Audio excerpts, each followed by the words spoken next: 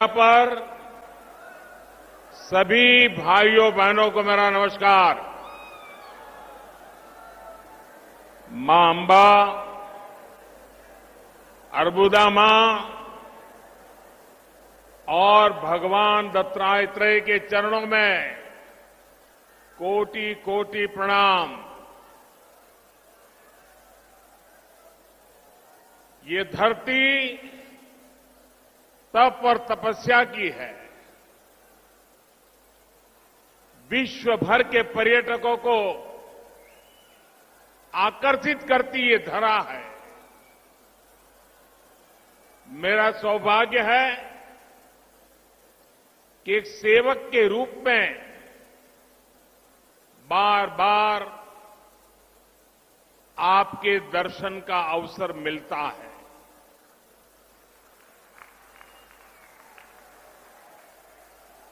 और आपसे किए हुए वादे को भला मैं कैसे भूल सकता हूं। जब मैं नवरात्र के दौरान आया था तब आपसे कोई बातचीत नहीं कर पाया था। कानून की मर्यादाएं थी और डिसिप्लिन में रहना मेरा स्वभाव और संस्कार है। लेकिन उस दिन आपके दर्शन करने का मुझे जरूर सौभाग्य मिला था। और आप भारी संख्या में, रात देर हो गई थी, उसके बावजूद भी आशीर्वाद देने के लिए आए थे। मुझे लग रहा था कि मैं बिना बात किए इतनी बड़ी तादाद में आए, आपको नाराज करके जा रहा हूं। पता नहीं आपका गुस्सा कितना निकलेगा, लेकिन ये आपके संस्कार है, ये आपके मन का बड़प्पन है, ये आपकी ऊंचाई है कि आपने उस परिस्थिति को स्वीकार किया और मुझे आशीर्वाद दे करके आपने यहां से विदाई दी।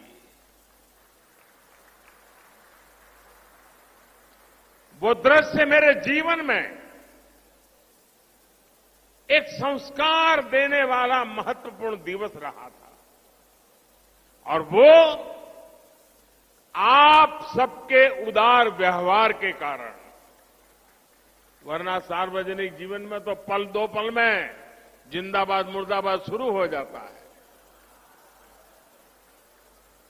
और आज मैं देख रहा हूं आपने उस प्यार को अनेक गुना बढ़ा करके इतनी गर्मी में आप आशीर्वाद बरसाने के लिए आए हैं।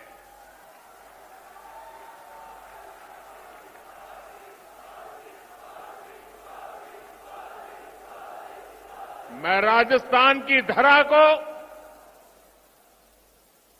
यहां के संस्कारी भाई बहनों को और आबू के विशेष करके मेरे भाई बहनों को मैं आज शीश झुकाकर प्रणाम करता हूं।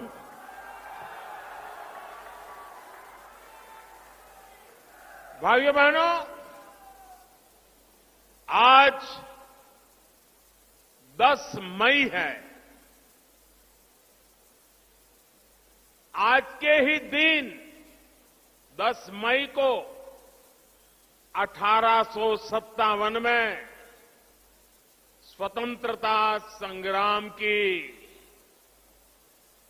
चिंगारी उठी, जिसने अंग्रेजी सत्ता को हिलाकर रख दिया था।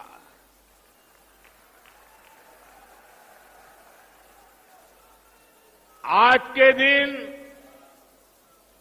विदेशी आक्रांताओं के विरुद्ध सैकड़ों वर्षों से चले आ रहे संघर्ष को एक नई दिशा मिली थी। इसलिए आज के दिन वीर भूमि राजस्थान आना मेरे लिए बहुत गौरव की बात है। और इतिहास गवाह है कि 1857 के स्वातंत्र संग्राम के जो वीर नायक थे, कई वीर नायक उस समय राणा प्रताप की इस पवित्र धरती पर आकर के अपनी योजनाएं बनाते थे। राजस्थान की माताओं और उनके वीर संतानों ने मां भारती के मस्तक को हमेशा गर्व से ऊंचा रखा है।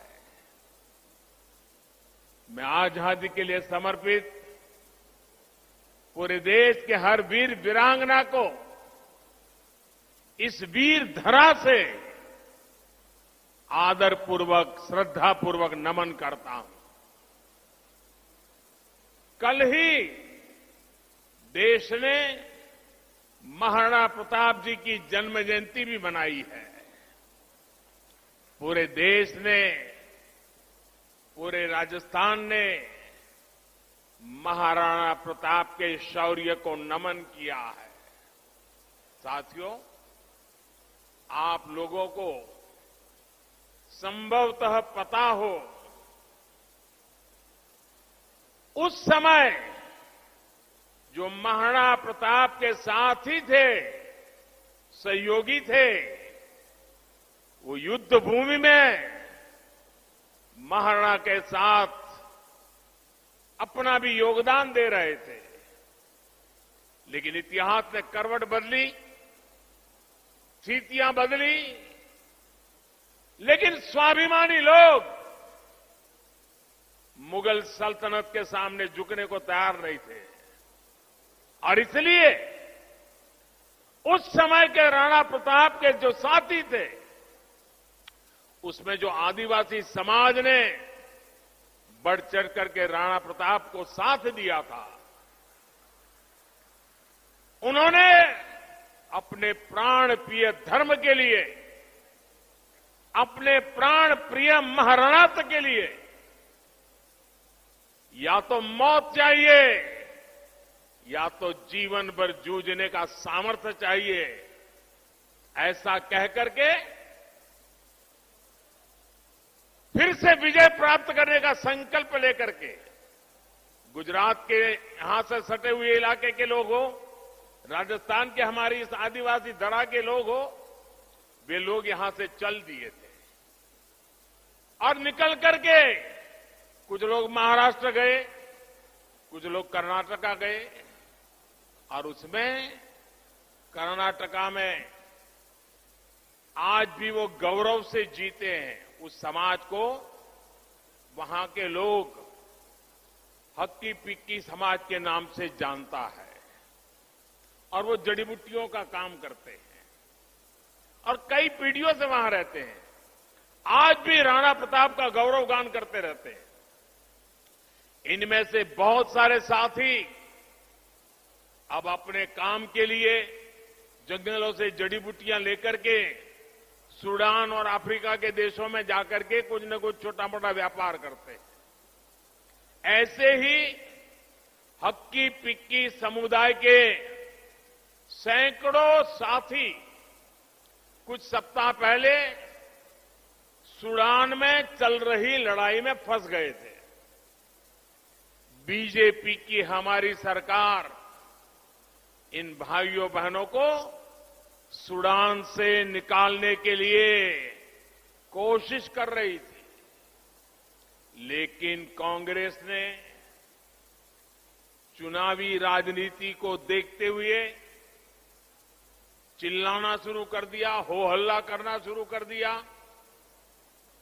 अब आप कल्पना कर सकते हैं, दूसरा महाद्वीप, दूसरा देश, चारों तरफ गोलियां चल रही हैं, बंदूकें चल रही हैं, बम फूट रहे हैं, आग लगी हुई है, हर तरफ लड़ाई चल रही है और यहां कांग्रेस शोर मचा रही थी इन समाजों के लिए। और उसका परिणाम ये आया कि यहां की चिल्लाहट का पता वहां चलने लगा। अच्छा भाई कुछ लोग यहां पर है, चलो ढूंढो। अब ये लोग मौत के साए में जीते थे, चुपचाप बाहर लाना था, लेकिन ऐसी कांग्रेस वालों ने गलतियां करके उनका चेहरा जग जाहिर कर दिया। कांग्रेस ने इस आदिवासी साथियों की जान खतरे में डाल दी थी। और ये क्यों किया? क्योंकि कांग्रेस चाहती थी कि सूडान में इतनी गोलियां चल रही थी, एक आध को तो लग ही जाएगी, और अगर एक आध को लग गई और वो भी हक्की पक्की आदिवासी भाई को लग गई, फिर तो उनको कर्नाटक के चुनाव में खेल खेलने का मजा आ जाएगा, कुछ अनहोनी हो जाए, उसी का इंतजार था ताकि फिर मोदी का गला पकड़ सके। लेकिन इस पूरी राजनीति में कांग्रेस एक बात भूल गई। मुझे लगता है अभी भी वो मोदी को पहचान नहीं पाई है।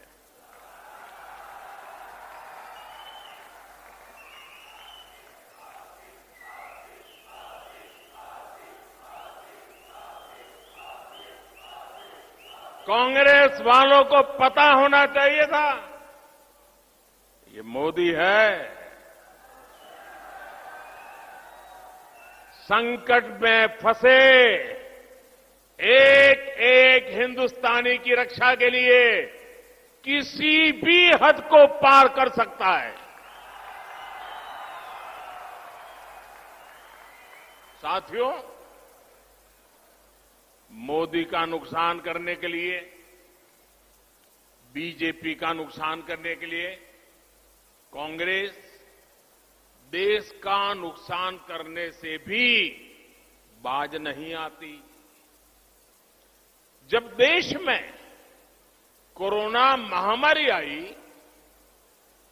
100 साल का सबसे बड़ा संकट आया, तब भी कांग्रेस ने अफवाह फैलाने की कोशिश की, वैक्सीन के मुद्दे पर लोगों को भड़काया।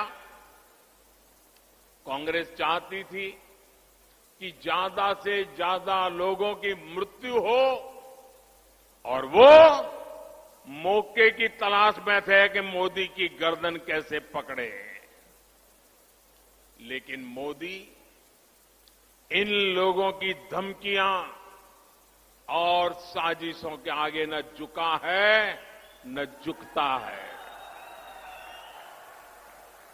अगर मोदी झुकता है तो 140 करोड़ देशवासियों के सामने झुकता है। आप ही मेरे मालिक हैं। साथियों, भारत ने अपनी वैक्सीन बनाई, अपने लोगों की जान बचाई, इतना ही नहीं, दूसरे देशों को भी मदद की। साथियों, कांग्रेस की स्वार्थ की राजनीति का परिणाम राजस्थान को भी उठाना पड़ रहा है। आप पिछले 5 वर्षों से राजस्थान में राजनीतिक लड़ाई का भद्दा रूप देख रहे हैं, भद्दा रूप देख रहे हैं। जनता के हित के बजाय यहां कुर्सी लूटने और कुर्सी बचाने का ही खेल चल रहा है। ये कैसी सरकार है जहां मुख्यमंत्री को अपने ही विधायकों पर भरोसा नहीं है। ये कैसी सरकार है जहां विधायकों को अपने सीएम पर भी भरोसा नहीं है। सरकार के भीतर सब एक दूसरे को अपमानित करने की होड़ लगाए बैठे हैं। जब कुर्सी पूरे 5 साल संकट में ही पड़ी रही हो, तो ऐसे में राजस्थान के विकास की किसे परवाह होगी। इसलिए ही आज कांग्रेस शासन में राजस्थान में कानून और व्यवस्था पूरी तरह तबाह हो चुकी है। जिस राजस्थान में गंभीर अपराध सुनने में कम ही आते थे, वहां अब अपराधी बेखौफ होकर घूम रहे हैं और अपने वोट बैंक की गुलामी कर रही कांग्रेस कुछ लोगों के तुष्टीकरण करने के लिए कार्रवाई करने से भी डर रही है। साथियों, कांग्रेस सरकार के इस रवैये की राजस्थान की माताओं, बहनों, बेटियों को सबसे बड़ी कीमत चुकानी पड़ी है। राजस्थान में महिलाओं से जुड़े अपराध चरम पर है। यहां तक कि उन्हें तीज त्योहार भी शंका आशंका के बीच मनाने पड़ते हैं। भाइयों और बहनों, 2 दिन बाद 13 मई को जयपुर बम धमाकों की बरसी है। 2 दिन बाद जयपुर में सीरियल ब्लास्ट करके आतंकियों ने हमसे अनेकों स्वजन छीन लिए। आज भी उनके परिवार इस उम्मीद के साथ जी रहे हैं कि एक ना एक दिन उन्हें न्याय मिलेगा। लेकिन राजस्थान की कांग्रेस सरकार ने वही किया जिसके लिए कांग्रेस कुख्यात रही है, उसका इतिहास कुछ कुख्यात रहा है, उसके कारनामे कुख्यात रहे हैं। कांग्रेस ने तुष्टीकरण के लिए हमेशा आतंकियों पर नरम रुख अपनाया है। कांग्रेस आतंकी विचारधारा के साथ खड़े होने का कोई मौका नहीं छोड़ती। इसी सोच की वजह से राजस्थान की कांग्रेस सरकार ने जयपुर बम धमाके के केस में कमजोर पैरवी की। इसके कारण धमाकों के आरोपी छूट गए। कांग्रेस अब लीपापोती की चाहे जितनी कोशिश करे, लेकिन उसकी सच्चाई पूरे देश के सामने आ चुकी है। साथियों, कांग्रेस ने दशकों तक जिस प्रकार की राजनीति की है, उसमें दलित, पिछड़े और आदिवासी समाज का सबसे अधिक अहित हुआ है। आदिवासी समाज ने तो बरसों तक कांग्रेस पर भरोसा किया, लेकिन क्या मिला? सिर्फ अभाव, असुविधा और अवसरहीनता। सिरोही जिला हो, जैसलमेर हो, करौली हो, बारां हो, इन जिलों में कांग्रेस के कुशासन के कारण विकास नहीं हुआ। कांग्रेस ने जिलों को पिछड़ा घोषित करके पल्ला झाड़ दिया था, जबकि जिलों में ज्यादातर आदिवासी समाज भी था। आपने बीजेपी को अवसर दिया तो हमने इन जिलों में विकास की आकांक्षा जगाई, इनको आकांक्षी जिला घोषित किया, एस्पिरेशनल डिस्ट्रिक्ट के नाते काम शुरू किया। आज सुबह ही मैंने नाथद्वारा में, अभी हमारे अध्यक्ष जी इसका वर्णन कर रहे थे, आज नाथद्वारा में 5,000 करोड़ रुपए से अधिक के विकास कार्यों का शिलान्यास और लोकार्पण किया है। इसका भी सबसे अधिक लाभ राजस्थान के आकांक्षी जिलों को होगा। उदयपुर और शामलाजी 6 लेन हाईवे से राजस्थान के उदयपुर, डूंगरपुर और बांसवाड़ा क्षेत्रों को बहुत फायदा होगा। बिलाड़ा जोधपुर सेक्शन बनने से जोधपुर और बॉर्डर एरिया तक पहुंच सुलभ हो जाएगी। 4 भुजा और निचली ओड़न के प्रोजेक्ट से कुंभलगढ़, हल्दी घाटी और श्रीनाथ जी के दर्शन करना और आसान हो जाएगा। साथियों, तारंगा हिल, आबू रोड रेल लाइन की डिमांड अंग्रेजों के समय से चल रही थी। इसे भी अब बीजेपी सरकार ही पूरा कर रही है।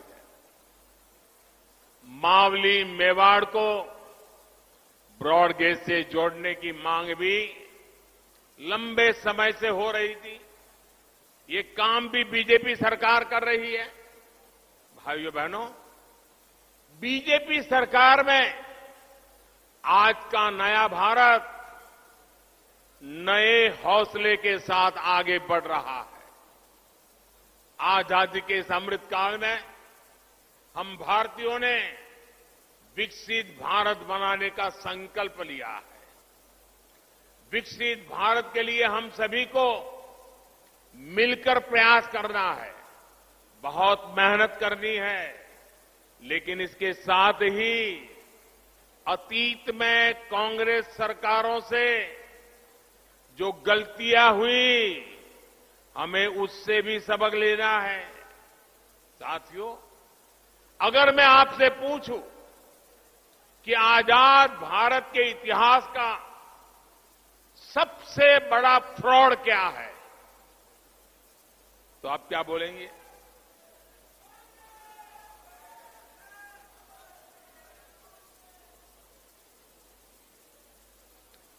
मुझे मालूम है क्या बोलेंगे। कोई कहेगा 2G घोटाला, कोई कहेगा कोयला घोटाला, कोई कहेगा बोफोर्स घोटाला, कोई कहेगा हेलीकॉप्टर घोटाला, कोई कहेगा यूरिया घोटाला। सबके अपने अपने जवाब हो सकते हैं, लेकिन आजाद भारत के इतिहास में एक और बड़ा घोटाला, एक और बड़ा फ्रॉड, एक और जबरदस्त धोखा जनता के भावनाओं पर, उनके जीवन पर 50 साल पहले हुआ था। और मैं याद दिलाना चाहता हूं, ये फ्रॉड था कांग्रेस द्वारा 50 साल पहले देश में गरीबी हटाने की गारंटी। कांग्रेस की हर गारंटी के साथ कांग्रेस के नेता और अमीर हो जाते हैं और देश का नागरिक और गरीब हो जाता है। कांग्रेस के इसी फ्रॉड के कारण 2014 तक देश के 10 करोड़ से ज्यादा परिवारों के पास शौचालय नहीं था। कांग्रेस के इसी फ्रॉड के कारण 2014 तक करीब 50 करोड़ लोगों का बैंकों में खाता तक नहीं था। कांग्रेस के इसी फ्रॉड के कारण देश के लाखों गांव सड़क संपर्क से वंचित थे। कांग्रेस के इसी फ्रॉड के कारण आजादी के इतने दशकों बाद भी 16 करोड़ घरों में नल से जल नहीं पहुंच रहा था। कांग्रेस ने 50 साल पहले गरीबी हटाओ का ये फ्रॉड शुरू करके बरसों तक हर चुनाव में इसे बुनाया, गरीब को झूठा वायदा कर बरसों तक तरसाया। साथियों, 2014 के बाद से बीजेपी सरकार ने कांग्रेस के इस सबसे बड़े फ्रॉड की सच्चाई देश के सामने रख दी है। बीते 9 वर्षों में बीजेपी सरकार ने गरीब कल्याण के जो काम किए हैं वो अब तक देश में जितनी भी कांग्रेस सरकारें बनी है वो उनके काम से ज्यादा है। दोस्तों, ये बीजेपी सरकार की मेहनत है जिसकी वजह से आज देश के करीब 50 करोड़ गरीबों के बैंक खाते खुले हैं। ये बीजेपी सरकार की मेहनत है जिसकी वजह से आज देश में 10 करोड़ से ज्यादा शौचालय बने हैं। ये बीजेपी सरकार की मेहनत है जिसकी वजह से आज देश में 9 करोड़ नए परिवारों तक पाइप से साफ पानी पहुंचने लगा है। मैं इस क्षेत्र की माताओं बहनों को याद दिलाना चाहता हूं, मैंने आपसे वायदा किया था कि आपके जीवन से मुश्किलें कम करूंगा। आज राजस्थान के 40 लाख से अधिक परिवारों को नल से जल की सुविधा मिल चुकी है। राजस्थान की लाखों ग्रामीण बहनों को मुफ्त गैस कनेक्शन मिल रहा है। राजस्थान के लगभग 19 लाख गरीब परिवारों को पक्के घर की सुविधा मिली है। इनमें से अधिकतर हमारी माताओं बहनों के नाम पर है, वरना हम तो जानते हैं हमारे यहां तो परंपरा रही, घर होगा पुरुष के नाम पर, दुकान होगी पुरुष के नाम पर, खेत होगा पुरुष के नाम पर, गाड़ी होगी पुरुष के नाम पर, स्कूटर होगा पुरुष के नाम पर, महिला के नाम पर कुछ होता ही नहीं। मोदी ने बदल दिया। हमने जो प्रधानमंत्री आवास योजना बनाई, ये घर ज्यादातर महिलाओं के नाम कर दिया हमने। और आपको मालूम है आजकल जो घर बनते हैं ना वो मामूली नहीं बनते हैं। एक एक घर के पीछे लाख रुपए से भी ज्यादा खर्च होता है, लाखों रुपयों का खर्च हो रहा है। और जब ये घर की मालिक झुग्गी झोपड़ी में रहने वाली, फुटपाथ पर जिंदगी गुजारने वाली मेरी गरीब मां, मेरी दलित मां, मेरी आदिवासी मां जब उस घर की मालिक बन जाती है ना, लाखों के घर की मालिक बनती है, तो मुझे संतोष होता है कि वाह, मेरी ये बहनें लखपति दीदी बन गई है, लखपति दीदी। कोई सोच सकता है कि कोई सरकार करोड़ों की तादाद में लखपति दीदी बना दे? ये आपका भाई है जिसने काम करके दिया है। भाई और बहनों, कांग्रेस ने गरीबों को सिर्फ और सिर्फ चिंता दी, असुरक्षा दी। बीजेपी सरकार ने उन्हें जीवन का सबसे बड़ा सुरक्षा कवच दिया। बीमा और पेंशन से जुड़ी 3 जन सुरक्षा योजनाओं को कल ही 8 वर्ष पूरे हुए हैं। 8 वर्ष पहले मैंने उसको लॉन्च किया था और प्रीमियम कितना था? ₹1.25 प्रतिदिन प्रीमियम। उसके अंतर्गत चलती थी पीएम जीवन ज्योति योजना और ₹1.5 महीना वो प्रीमियम वाली चल रही थी एक पीएम सुरक्षा बीमा योजना। और इनसे पहली बार सामान्य परिवारों को दुर्घटना और जीवन बीमा की सुरक्षा मिली। इन दोनों योजनाओं से 30 करोड़ से ज्यादा देशवासी जुड़े हैं। इन योजनाओं के तहत उन परिवारों में संकट आने के कारण और ये ₹1 वाला बीमा होने के कारण, ₹1.5 वाला बीमा होने के कारण अब तक मुसीबत में आए हुए इन परिवारों को 15,000 करोड़ रुपए इन गरीब परिवारों को हम दे चुके हैं भाइयों। 15,000 करोड़ रुपया, यानी लाखों परिवारों को बहुत संकट के समय में ये पैसा मिला है।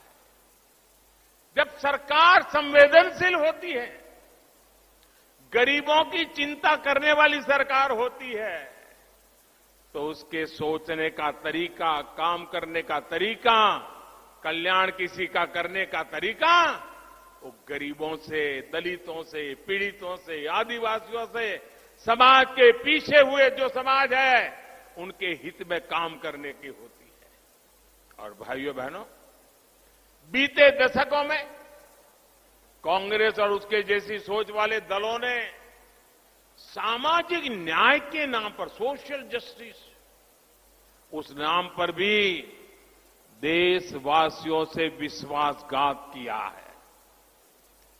आजादी के बाद से ही सबसे अधिक पार्टियां सामाजिक न्याय के नाम पर बनी, सोशल जस्टिस का नारा लगाकर बनी, लेकिन इन पार्टियों ने देश को क्या दिया, समाज को क्या दिया?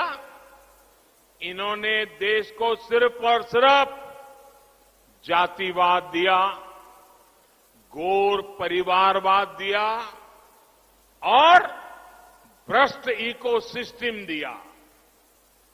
जब ये दल सत्ता में आते हैं तो अपनी वोट बैंक की भलाई के लिए समाज के नाम पर जो वोट बैंक बनाई है, उसके नाम पर आते तो हैं, लेकिन उनका भला नहीं करते हैं, भावनाएं भड़काते हैं, भला सिर्फ और सिर्फ अपने परिवार के हित साधने में लगे जाते हैं। जिस समाज को ये अपना वोट बैंक बनाते हैं, उसको तो और भी नुकसान हो जाता है। एक तो उनको कुछ मिलता नहीं, कोई कुनबाई खा जाता है, लेकिन लोगों को लगता है इन्हीं को मिल रहा है, तो बाकी समाज भी उनके प्रति उनकी सद्भावना कम होने लगती है, तो समाज में भी तनाव पैदा हो जाता है। और भाइयों बहनों, इतिहास गवाह है कि जो भी इन राजनीतिक पार्टियों का वोट बैंक बना, उसका विकास रुक गया। और इसलिए आज मैं कहना चाहता हूं, सही विकास के लिए वोट बैंक बनने की गलती मत कीजिए। अच्छा होगा कि आप कर्तव्यनिष्ठ वोटर बने। भेड़िए की चाल चल करके वोट बैंक में जुड़ सकते हैं, लेकिन शेर की चाल चलनी है ना, तो वोट बैंक का हिस्सा मत बनिए, वोटर बनिए, सीना तान के वोटर बनिए, वोट बैंक मत बनिए। साथियों, कांग्रेस कैसे जनता से ठगी करती है, ये राजस्थान के किसानों से बेहतर कौन समझ सकता है। आप याद कीजिए, राजस्थान में चुनाव से पहले किसानों से क्या वायदा किया गया था? 10 दिन के भीतर सभी किसानों को कर्ज माफी करेंगे। ये गारंटी दी गई थी कि नहीं दी गई थी, मुझे बताइए। ये गारंटी के ढोल पीटे थे कि नहीं? राजस्थान के लोग बताइए, उन्होंने कहा था ऐसा? कहा था? ये गारंटी दी थी? 10 दिन तो छोड़िए, अब तो 5 साल पूरे होने को है। कितने किसानों का वाकई में कर्ज माफ हुआ है, ये आप राजस्थान के लोग, मेरे किसान भाई बहन अच्छी तरह जानते हैं। बीजेपी सरकार किसान के हितों को प्राथमिकता देती है, उनके लिए मेहनत करती है। हम छोटे से छोटे किसानों को किसान क्रेडिट कार्ड दे रहे हैं, ताकि उन्हें बैंकों से आसानी से मदद मिल सके। हम पीएम फसल बीमा योजना लेकर आए, ताकि सूखा हो, बाढ़ हो या अन्य प्राकृतिक आपदा हो, किसान के नुकसान की भरपाई हो सके। हमारी नीयत का सबसे बड़ा प्रमाण पीएम किसान सम्मान निधि है। इसके तहत बीजेपी सरकार ने राजस्थान के छोटे छोटे किसानों के बैंक खातों में 16,000 करोड़ रुपए से अधिक जमा कराए हैं। अब उन्हें खेती से जुड़े छोटे छोटे खर्चों के लिए दूसरों के पास जाना नहीं पड़ता। भाइयों बहनों, भारत सरकार की एक और नीति की वजह से राजस्थान के किसानों को बड़ा लाभ होने वाला है। मोटे अनाज को बीजेपी सरकार श्री अन्न के रूप में देश दुनिया तक पहुंचाने जा रही है।